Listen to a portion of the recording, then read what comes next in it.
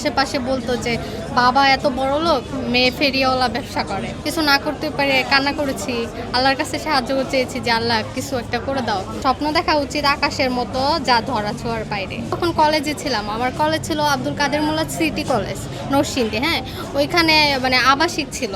তো ওইখানে মানে এমনও ছিল যে আমি সারাদিনের মধ্যে পড়াশোনা বাদে কিছুই করতে পারতাম না, মানে এটা বন্দি, মানে বলতে গেলে college to hostel, hostel to college এরকম। তো অবসর সময় দেখতাম অনেকে অনেক কিছু করে, অনেকে ঘুমায়। তো আমার মনে হলো যে ওই সময়টা কাজে লাগানো উচিত। তো ওইখান থেকে আসলে জার্নিটা শুরু। যখন কাঠের গহনা রং করতাম তখন বান্ধবীরা বলতো যে অনেক সুন্দর হয়েছে, আমাকে একটা বানায় দে।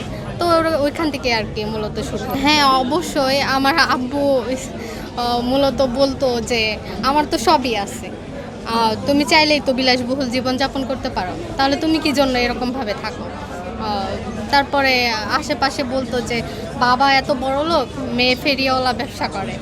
মানে কথাগুলো আমার মনে খুবই দাগ বহন করে, যার কারণে আমি আসলে এটার উপর আরও উদ্যোগ নেওয়ার কারণে আজকে আমি এখানে।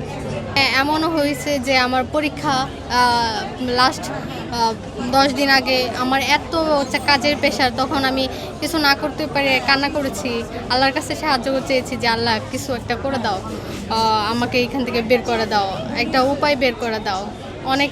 অনেক রাত জেগে কান্না করা হয়েছে, প্রায় 1.5-2 বছর হবে। শিখলাম বলতে ছোট থেকে রং তুলির প্রতি একটু বেশি আকর্ষণ ছিল, কিন্তু আম্মুর ইচ্ছা ছিল যে মেডিকেলে পড়াবে।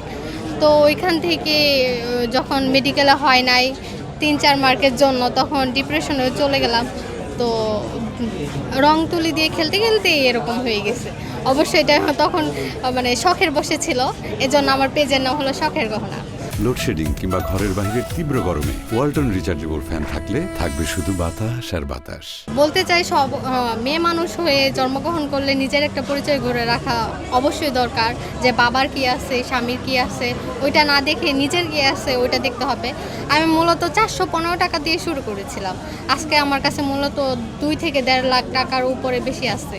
তো কিছু করা উচিত, স্বপ্ন দেখা উচিত আকাশের মতো, যা ধরা ছোঁয়ার বাইরে। প্রথম সবাই এলাকার মধ্যে মেনেই নিতে পারতেছিল না যে আমার বাবা মোটামুটি প্রভাবশালী, তো ওনার মেয়ে কেন এগুলা করবে।